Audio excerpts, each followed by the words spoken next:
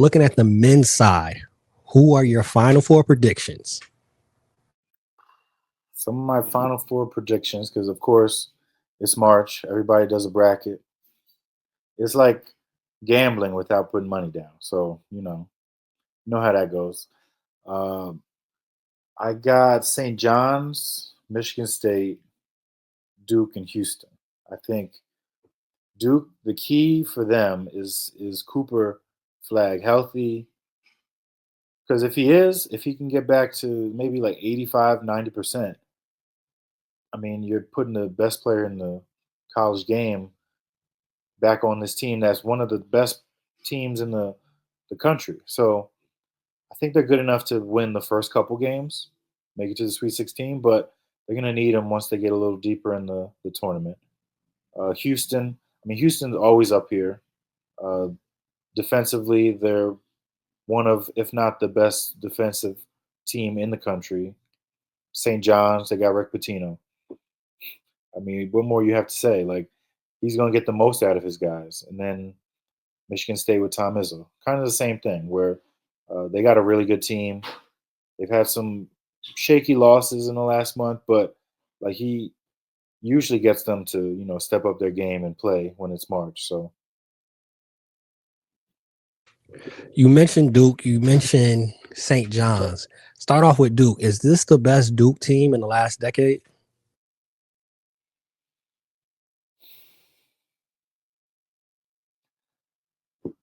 hmm, that's a tough one because they've had some solid teams like the Zion RJ team was really good. They just it's tough being led by a bunch of freshmen. Um, what other teams? Jason Tatum's team was pretty good in the last decade. I mean, you got to say from the way they started off until now, like they've gotten better, and this group is well rounded now. You've got some of the big men; they've developed their game a little bit. I know their starting center; he's developed a little bit of a jump shot. Cooper Flag does a little bit of everything. You've got some veterans on this team too, a couple guards that have been here before. So they're definitely well rounded, and um, I mean it's wide open this year. Like college basketball, I don't know if it's ever been as wide open as it is now. Like I feel like anybody within the top 20 has a chance to make a run if you get hot enough. So, but Duke, like I said, if Cooper Flag can get healthy, keep icing that ankle, um, they got a great shot at making a finals run. Rick Pitino got St. John's back relevant again. Off the rip, what does this speak about Rick Pitino as a coach and his legacy being able to turn around yet another program? It just speaks to how good of a coach he is. Like people see the sound bites of him chewing a guy's head off, and they might think like, "Oh, he couldn't do that to my son." Well, your son might transfer if he said that to you. So not everybody can play for him, and the ones that can, this is what happens. He gets the most out of you. Like R.J. Lewis, he transferred last year, decent. Comes back this year, Big East Player of the Year, leader of this squad. I mean, you can't really knock this guy. Like Rick Pitino finds these guys under rocks sometimes, and shines it off a little bit and turns it into diamonds. So um, I think they can make a big run in the tournament. Like offensively, you might see little nicks here and there. They're not the best 3-point shooting team, and they're not the biggest. Like the big man plays really hard. He's all of what 6'9", 6'10" on a good day.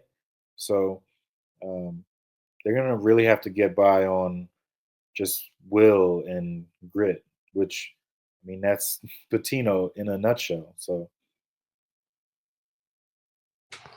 Looking at that first round, right? What game or games are you looking forward to most in that first round? I mean when you look at it Usually the top seeds should advance, unless you're Virginia from a few years ago or Duke with Jabari on that team. Those are the teams that like they're not supposed to lose, but they do. Um, but those like 8, 9 seeds, those games are the ones that are a little closer. So Louisville versus Creighton, those are two teams that made it to their respective conference championship games. Louisville, I thought had a great chance to beat Duke. They lost. Creighton, sort of the same thing with St. John's. I thought they had a great chance, but it doesn't. Those games matter, but now it really matters. Like those are teams that have been tested all year. Louisville's one of the best teams in the country. Creighton, they have juniors and seniors all over the map for this team. So that's one of the ones I'm looking at. And UConn, Oklahoma. Like UConn, back to back national champions. Dan Hurley talks a big game.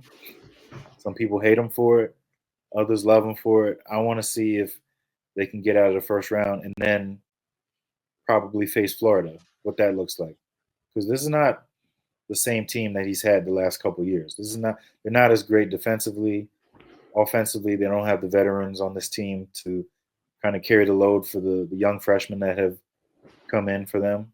Um, but Dan Hurley's a good coach. Like I can't knock him for a down year a little bit, but I mean it's March.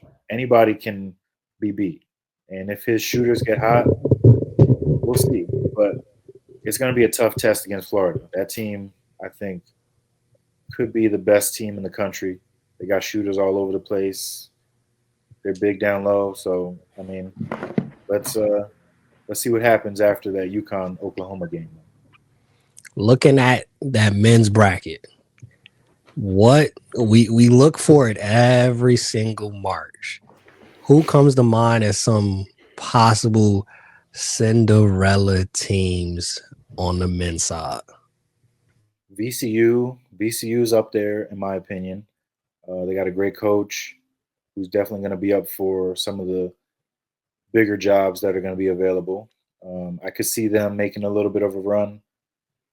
They play BYU in the first round tomorrow.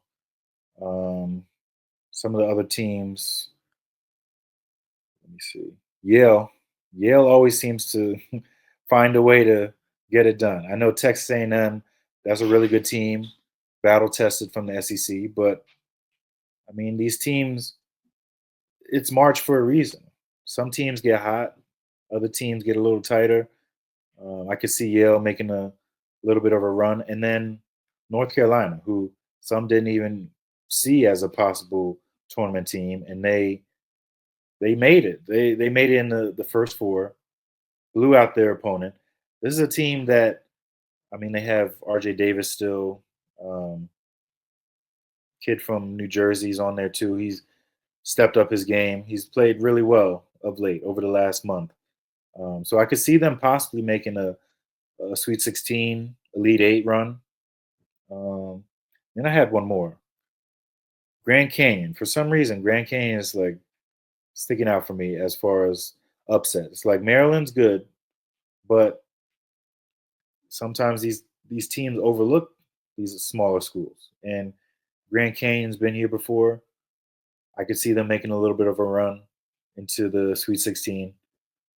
So those are some of my upsets. Even though UNC, it's not really an upset. They've just been bad for a little bit. It's cool though. See, UNC, I'd have to see it to believe it. I'm a UNC fan.